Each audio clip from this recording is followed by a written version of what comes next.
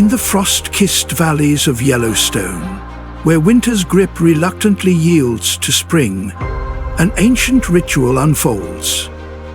The crystalline silence of dawn shatters with the crunch of snow beneath massive paws. A titan awakens from its long slumber.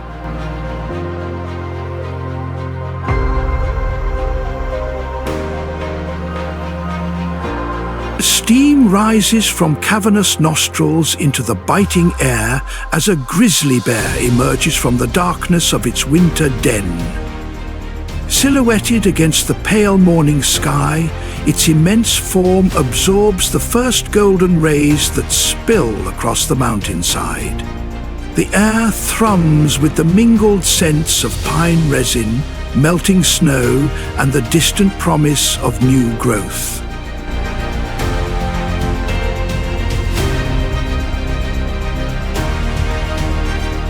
This is Ursus arctos horribilis, not merely a predator, but an architect of wilderness.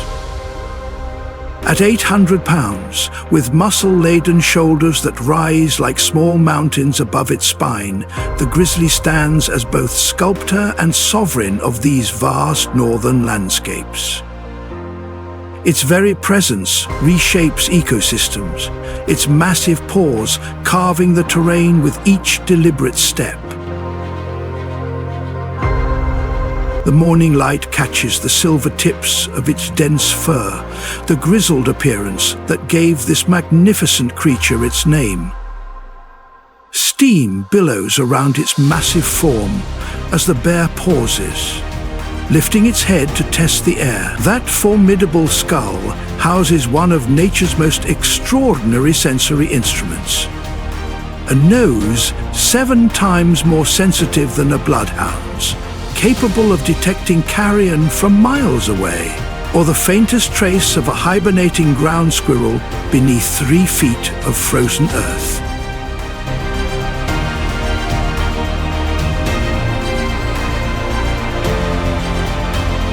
Above the bear's shoulders towers the distinctive hump, not fat, but pure sinew and muscle, a biological powerhouse that drives forelimbs capable of extraordinary feats. Those massive paws, armed with curved daggers of keratin, claws measuring up to 4 inches in length, can effortlessly flip a 300-pound boulder or deliver a blow powerful enough to shatter the skull of an elk with a single strike.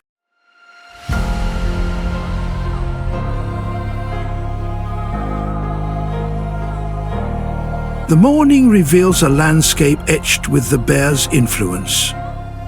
Rotting logs torn apart in search of grubs and insects.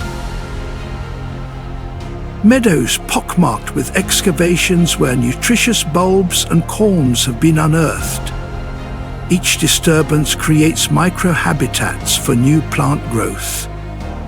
Each journey disperses seeds caught in the bear's thick fur. The grizzly is not merely moving through this environment, it is actively reshaping it with every interaction.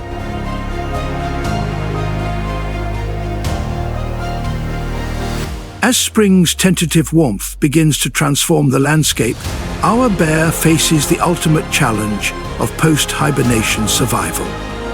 Having lost nearly 1/3 of its body weight during the long winter fast, it must now rapidly rebuild its reserves in a world where calories are precious and competition fierce.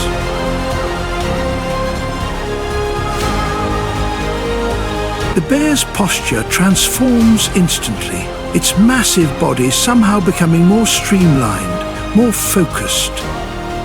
Despite weighing as much as a motorcycle, the grizzly can accelerate to 35 miles per hour in a heartbeat, a burst of speed that defies its size.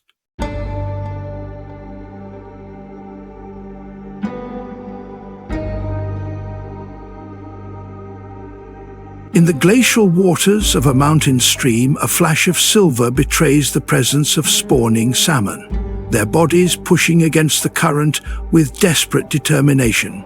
The bear's posture transforms instantly, its massive body somehow becoming statue still, yet thrumming with focused energy.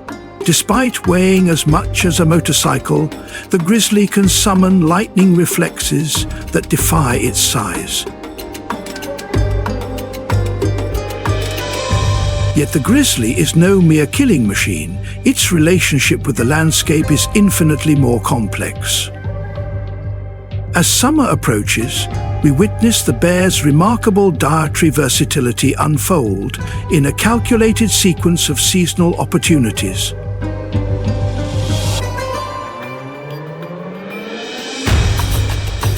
The grizzly's world is one of constant negotiation, with rivals, with prey, and increasingly with humans. We observe our bear encountering a wolf pack at a recently killed elk. Though outnumbered 8-1, the bear charges directly into the pack, its sheer mass and power sending wolves scattering in all directions. This is not reckless aggression, but calculated intimidation. The grizzly knows its size confers an advantage that even coordinated wolf packs respect.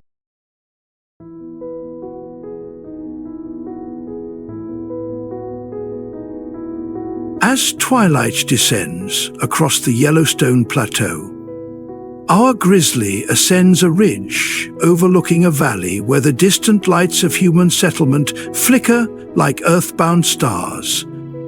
Here lies the central challenge of the grizzly's future, navigating landscapes increasingly dominated by our species.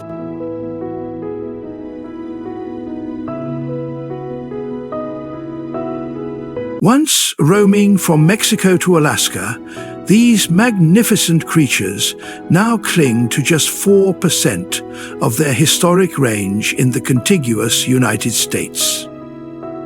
Each surviving population tells a story of resilience against mounting pressures, habitat fragmentation, climate-driven food shortages, and the complex politics of coexistence.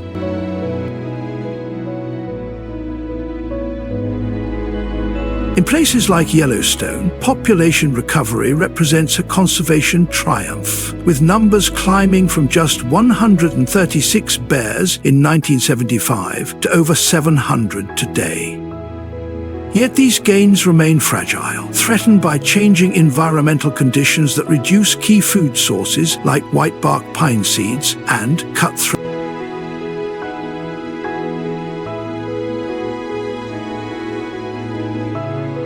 The silhouette of our bear disappears into the gathering darkness, its massive form becoming one with the wilderness that shaped it. Its presence in these mountains is not merely the survival of a species, but the persistence of something profound, an unbroken thread connecting us to the primeval forces that sculpted our continent.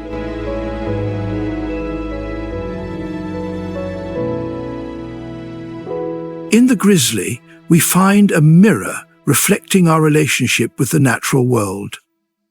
Its continued presence in these last wild places represents not just conservation success, but a willingness to share landscapes with creatures that remind us of our own vulnerability.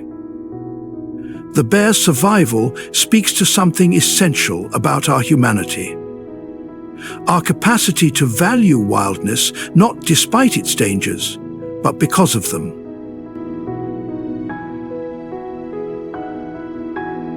The grizzly is more than a predator or an icon. It is the beating heart of North America's last great wilderness, a living embodiment of the raw, magnificent power that once shaped all lands.